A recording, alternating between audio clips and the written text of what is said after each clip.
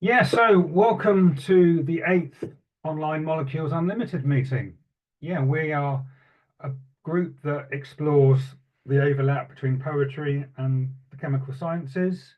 I'm Stephen Paul Wren, the group's founder. We've got about 650 members now. And tonight, yeah, we're celebrating the shortlisted poets and the winning poems from our second poetry competition with the theme of place. Imtiaz Dharker kindly judged the competition. She can't make it tonight, unfortunately, but she's an international superstar, as you all know. But she did want me to say that the quality of the submissions was exceptionally high this year. She was actually a bit blown away by the poetry and actually found it very difficult to select select the winners. There were so many really high quality poems, and we're going to hear a few of them tonight, which is exciting. So, welcome everyone. Really good to see you. And I'm sure um, our numbers will be boosted as we go. So, we have a reading order, and I'm going to start by introducing the shortlisted poets that are with us.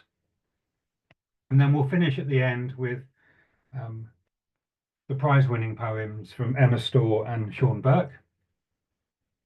But I'd like to first introduce Alison Hallett.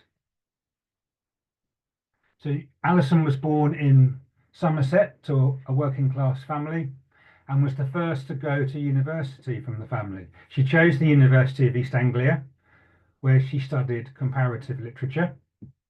And her love of world literatures, translation, and diverse cultural traditions has never diminished. Alison has published more than 20 books of poetry, prose and collaborative work with scientists, visual artists, and poets. She's written for Radio 3 and 4, won first prize in the Scintilla Long Poem Competition, and established her own writing school during the pandemic, the Guerrilla College of the Free Arts.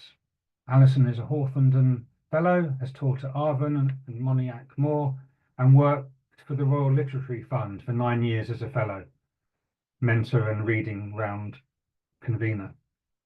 And for the past 20 years, she's curated the International Poetry and Public Art Project, the migration habits of stones and sighted stones with words carved into them around the world.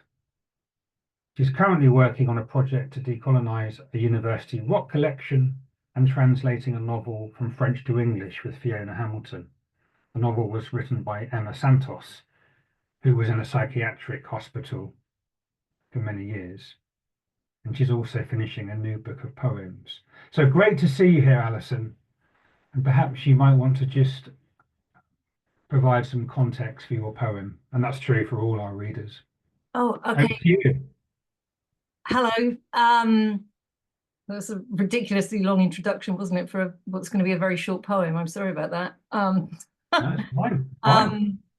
Anyway, I'll read the poem. It's, how do I contextualize it? It's set in Oban, and it refers to a fire in a hotel, the Esplanade Hotel, where my aunt and uncle died.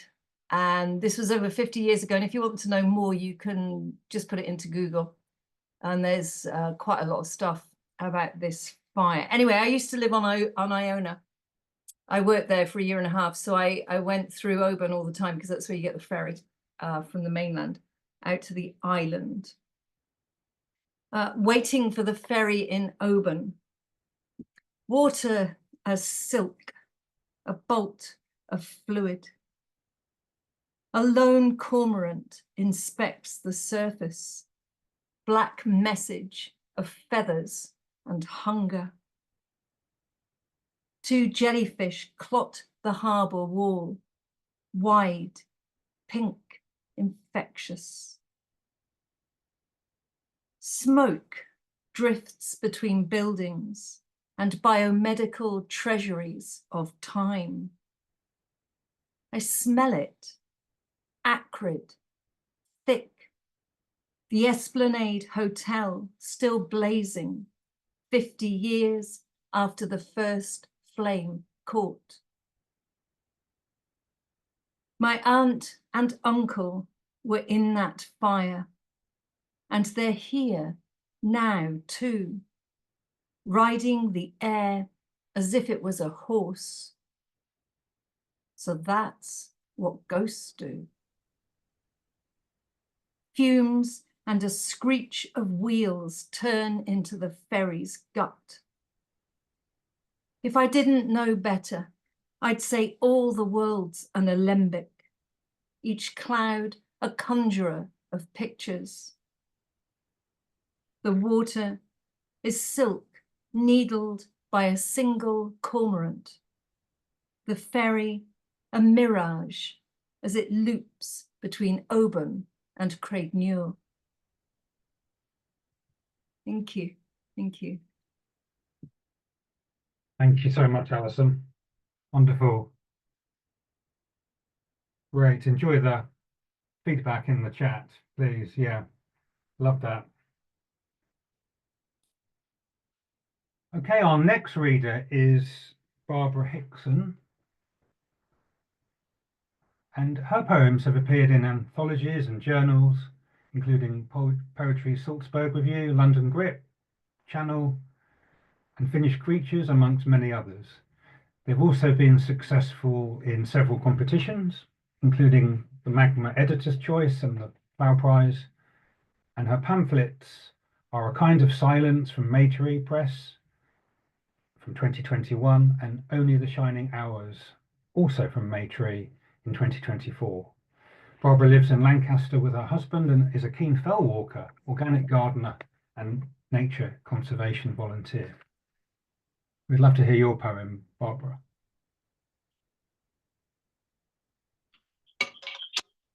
Hi there. Thanks very much indeed. Yeah, my poem is very short too, so I won't go on at great length with an introduction. But about 3 miles from where I live, we have the local fell is Clopper and Hare Apple Tree Fell. And in the 1970s, when they were digging out a car park to go with Jubilee Tower, which is a vantage point, a bit of a viewpoint, they made a strange discovery, and this poem is about that. It's called Unearthed, and it's the Dark Age burial at Quarmer. Here, at the highest point of a moorland road, the Irish Sea spread out like a silver sheet below, a boat-shaped coffin, 2 halves hewn from a sturdy oak. No bones, the body dissolved by more than 1,000 years, and the fell's acidic soil, reduced to the molecules of its making. But there was hair, thick peat-brown waves, and dark-stained fingernails, toenails, caught within fine woolen cloth. Is it the wind, or can you hear voices carried by becks through clumps of rush, whispered through heather, this coarse blonde grass? Thank you. Thank you, lovely. Thank you very much, Barbara. And our next reader is Georgia Hilton. Georgia is an Irish poet and fiction writer. She's the author of 2 books of poetry, I Went Up the Lane Quite Cheerful from 2018 and Swing from 2020, as well as co-author of the collaborative anthology See Between Us from Ninepence Press. And Georgia's poem Dark-Haired Hilda Replies to Patrick Kavanagh was the winner of the Brian Dempsey Memorial Prize in 2018. And her poem The Lost Art of Staring into Fires was runner-up in the Briefly Write Poetry Prize from 2021. This poem later became the title poem of an anthology produced by the University of Winchester in 2022, and the inspiration for 3 works of art exhibited by the Winton Society. Over to you, Georgia. Thank you. Can you hear me? Yeah, okay, good. So again, this poem doesn't need much introduction. It's literally a poem about being on holiday in Thailand when I was quite young with somebody that I shouldn't have been on holiday with, really. But anyway, this is called Sometimes I Wish I Could Be the Phosphorescent. Sometimes I wish I could be the phosphorescence, lighting up the Andaman Sea. It's hard to think of anything more harmlessly delightful, more beautiful without trying, just life itself shining. Come into the sea, he said, and run your fingers across its moonlit surface. See the trails it makes, fireworks of such innocent silence. I'd never seen a glow in the dark ocean. It almost made up for the fact that we'd been sparkling all across Thailand. She said her name was Free, but it was Frances. She wore different coloured contact lenses. If only everything could be as transparent as bioluminescent algae. To shine like that, be something that glitters, but doesn't promise more than it delivers. Something to guide a turtle hatchling into the dark salt water. Though the deep ocean is full of terrors for a baby turtle, it has no choice but to swim towards them, where the beach means certain death, while death in the sea is all but certain. So, like the turtle hatchlings, I swim towards him, because although he is unsafe, he is still the safer option. Thank you.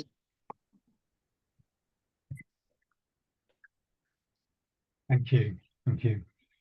I've studied the chemistry of phosphorescence. And I was really intrigued by that. Thank you so much. And Casey Jarrin is our next poet. She's also an artist, educator, survivor, and co-founder of the Late Night Diners Transatlantic Poetry Collective. Inspired by her background in music composition, photography, and film, she crafts poems as soundscapes, visual cinematic landscapes, empathy machines. Her writing appears in Banshee, Abridged, Channel, Trumpet Poetry Island, the Belfield Literary Review, Banyan Review, Sony Thursday Buzzwords, and the Verve Anthology of Protest, and Cork's poetry in the Park series. Bridging poetry publication and performance communities, she's received the York, Goldsmith, Verve, and Fingal Poetry Prizes, has been shortlisted for the Bridport Prize, and been a featured poet at Lime Square, among other places. Casey earned her English BA from Yale and PhD from Duke, taught literature and film at Macalester College for several years, and now divides her time between Dublin and the Twin Cities. Thank you so much, Casey, for joining us. Such a joy to be here in community with other communers with the natural world. This poem, and such an honor to have Imtiaz read our work. This poem is sort of mind's obsessions of a lot of my work, and visual and poetic. Really thinking about the connection between the micro and macro worlds that make life, and connect the human and the larger natural and interstellar kind of worlds that we're all part of. Going into what's inside our bodies and anatomies, connecting them with, in galaxies and black holes and those sort of phenomena. This poem in particular kind of thinks about those explorations in scale, and in relation to matrilineal kind of frameworks and lineages, mothers, daughters. In this case, Betty Davis and her mother make an appearance. What are our cultural, geographic, intergalactic, transhistorical kind of foremothers and futures? Speaking of which, my mother's on the line. Could you mute your line so we don't get feedback? Or Stephen, could you mute? Thank you. We have the stars. Today I drew a portrait of the back of my head, looking out on an expanse of stars, like chromosomes flying across black sky. They call that a point of view shot in the movies. I wore a necklace of leaves, twisted DNA, turquoise and green, meeting in a flower. Must symbolize something. A long, twisty life, an emblem and a map, who I've been, where I might be going. Silver spotlights on me, like Betty Davis in Silk at the All About Eve premiere, red-lipped and white-gloved, waving to adoring fans, Mother Ruth by her side. Betty, the same age as me now. I text my mother a photo. She calls the drawing a feedback loop. I wonder if Betty knew that after supernova light comes the dark, and from that dark emerges a new shell. Today the temperature falls. I gather what's warm, my antenna reaching for the stars. Thank you. Thank you, Casey. And as with a lot of the other poets, I'm sure, like on the page, it sort of twists and turns and does sort of anatomical things and chromosomal things, but let it fly into the universe as sound. Yeah, and please do on socials, do post the poems if you're willing in the group or our various outlets. That would be great. Thank you so much for that. Right, let's move on to Catherine Ballack, our next reader. Thank you, Casey, again.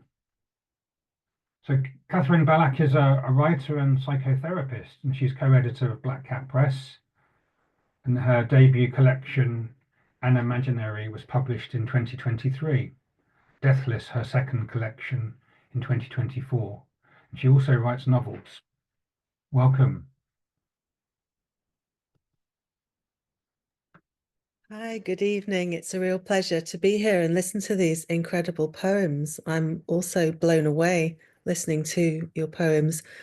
The poem I have is a sonnet, and much like Casey was talking about the idea of the macro and the micro, I was thinking very much about what makes up our bodies as humans and the origins of that matter and the echoes of the structures within us on that small scale and up in the larger scale in what makes up the universe. And it was inspired by thoughts that came to me while my mother is receiving palliative care at the moment, and just that the tenderness that comes with knowing that time is so limited, and thinking about the next stage and what comes after and what becomes of the matter of our body when we move on to whatever comes next. And it's called God Fingers. Vicious as you are in your pajamas, incontinent as the moon, you lay awake, stubbornly sleepish in your outer skin, juice drooling from your mouth's orbit, sober as a light year. Eyes closed and slow, a black hole pulls the thoughts of yesterday. Now your heart is a weight that presses you dead, too heavy to lift a single thumb. What is to become of you? Now the best of you is gone. Now your hands have forgotten how to hold a day gently. Across the road, a dog barks. The magnolia tree makes stars in the dark.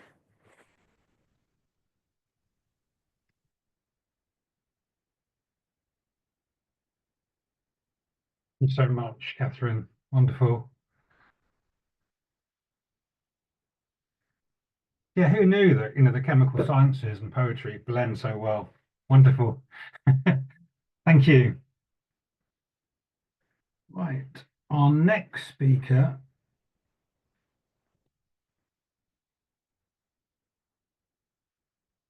is well, it's Jude Brigley, but unfortunately she's really poorly at the moment.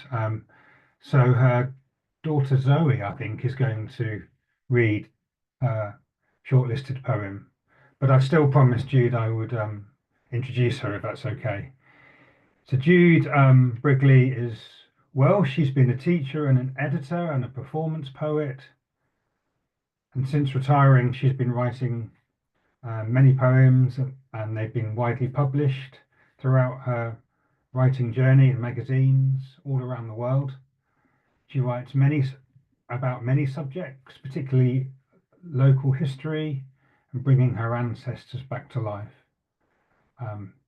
And so, yeah, she's continuing to write all the way through into her 70s now. So I'd love to welcome Zoe Brigley, who I think is going to read on behalf of her mum. Hi, everybody. I'm so glad that I'm able to be here. Can everyone hear me okay? Yeah, good, good, good. Oh, congrats, Stephen, on all this work you're doing, bringing poetry and science together. I think it's really cool. Really, really cool. I'm happy to be here, like reading for my mother, who I'm really proud of. She spent a lot of her career as an educator, and a lot of her creativity went into that. So I'm glad that now that she's retired, she's able to do more of her own writing. And this poem that I'm going to read, I know was inspired by my grandparents, who one of them was a miner, and my grandmother used to run like the local sweet stall in the market. This is in the valleys in South Wales. And I was really moved by this poem because it's kind of about the routines, the ordinary routines of people. And one of those routines when my mother was a child was like making the fire, the coal fire every day in the morning when she'd wake up. And I'm just inspired by how people like our ancestors have endured difficulty. We think about how they endured war and poverty and illness. And in the times we're in at the moment, I can't help feeling like they might be an inspiration to us, because we're living through times that are very strange and very troubled. So I'll read this poem for my mother, who unfortunately was in A&E last night, so I'm just filling in at the last minute. And the poem is called Coal. At 15, it was my job to set coal alive, to lay out sticks in patterns, take grey coke from last night's immolation, use a paper spill and light, place the guard, and let the draft hold yesterday's Daily Herald to a glow. An easy task to pile on coal, between the tongs a flaky slice of anthracite, black as my father's boots, shiny as a giant Victorian jewel. Once it split to show a perfect fern before it gleamed and burned a forest fire. I knew coal's sacrifice, how my father walked 6 miles in dark tunnels for 2 shillings and 7 pence per square yard, to resurrect carbon asleep for 1,000,000 years to heat our carbon selves. My task to light the fires, burn the lustrous black, its marvel of smoky wings.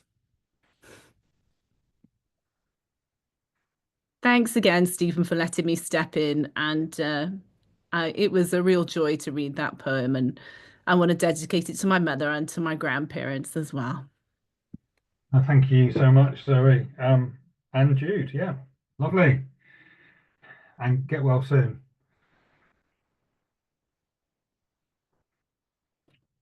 Right, so we can now move to our second prize winner, Emma Storr, who is a kind of well known to Molecules Unlimited.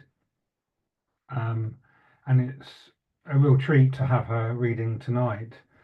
Emma Storr lives in Yorkshire. Her poems have been widely published in magazines and anthologies, and she's won prizes in national and local competitions. Her debut pamphlet, Heart Murmur, from 2019, was based on her experience of working as a GP. And in 2022, Fair Acre Press published Off Cubdens, featuring 41 of Emma's poems paired with Bob Hamilton's photographs of Yorkshire's people, streets and landscapes. Her first solo collection came out in 2023 with Indigo Dreams Publishing, titled The Year of Two Winters. She's currently working on a collection of humorous poems illustrated by Janice Goodwin. Thank you, Emma. Thank you. Can you all hear me okay? Good. Lovely to be here. Thank you so much. I feel very honoured to have been given second prize, particularly hearing everybody else's wonderful poems. So my poem is a sonnet. It's called On Seaham Beach. Seaham being on the northeast coast near Hartlepool, where I was lucky enough to go for a birthday treat about 18 months ago. And when Bob and I were walking on the beach, we kept seeing people collecting something into little plastic bags. And we asked a young chap who was collecting what he was doing, and he said it's sea glass. Seaham is well known for its wonderful sea glass because of the bottling factory that closed over 100 years ago and tipped all their old bottles into the sea. And so now they get washed up looking rather beautiful. And he said that he was collecting them for his girlfriend. He was going to stack them in a big bottle or a vase because he wanted to show her that broken things can be beautiful. So I pinched that line. I thought, there's a poem. On Seaham Beach.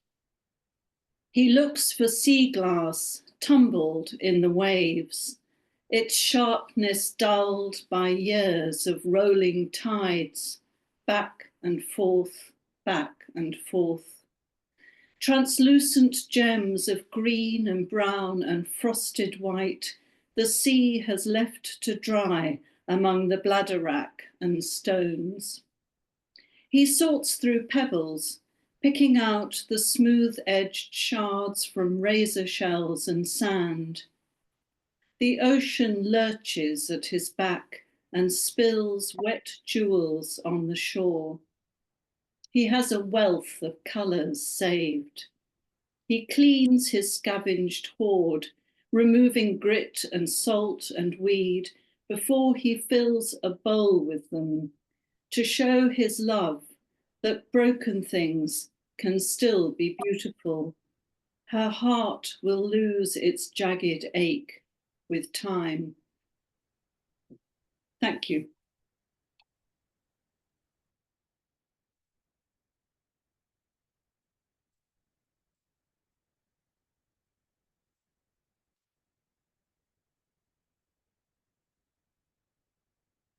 Emma, that was wonderful.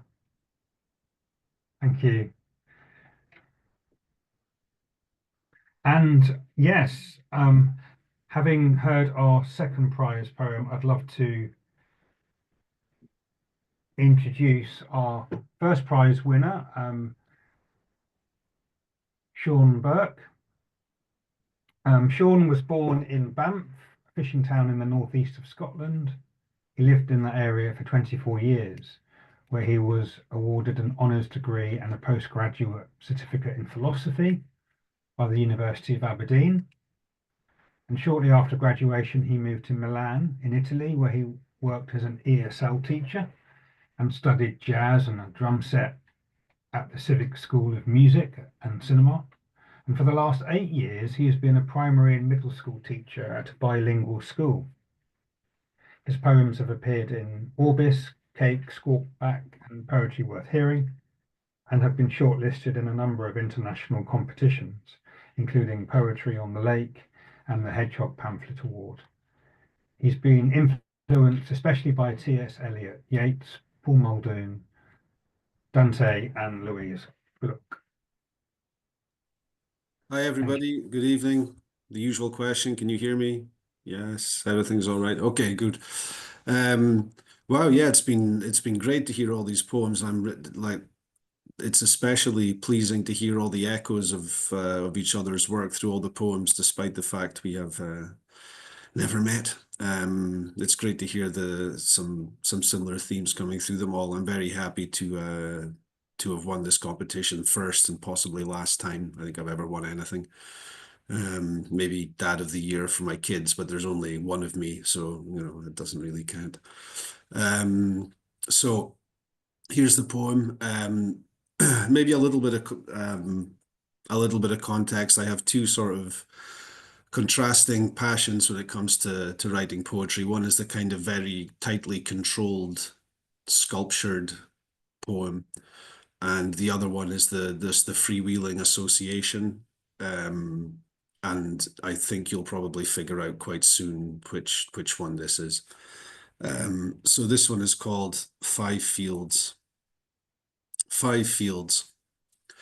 A child will draw hands somewhere between spider and sun, a marriage of circle and line, each a Euclid abstracting to bare bones.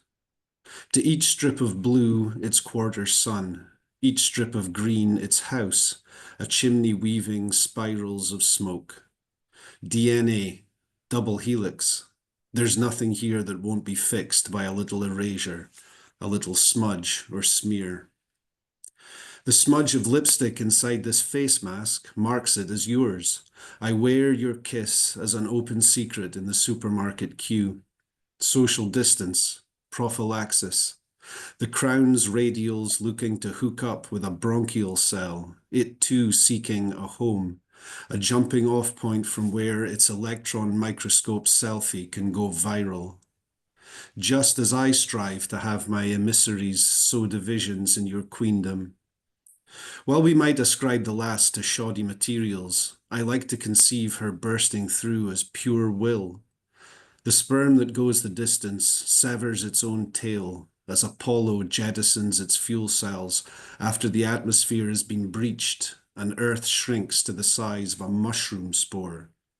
A spore which will negotiate the rigors of space with aplomb, ensconcing itself in a cloud that wanders from galaxy to galaxy until it falls on fertile ground.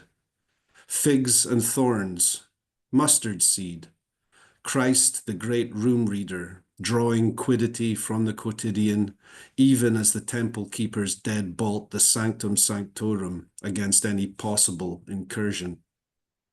Hard to guard, though, against the inside job. Just ask Samson, or better yet, Delilah. Hard to guard against a bee swarm and its wiki up in a lion's ribcage, so recently home to its vitals. Sea change, full fathom 5. All the walls in the world vanity against the will to live. Thank you. Yeah, Sean. Marvelous. Thank you. Thank you very much. Thank you. Yeah. Wonderful. Well, that really brings us to the end of the readings. I'll let you know when the recording's ready, but please spread the word and watch out for the news of the group's activities. Thank you once again to everyone and everyone who took part in the competition. It was such high quality. Thank you. Thank you. Thanks, everyone. Thanks, Stephen. Take care.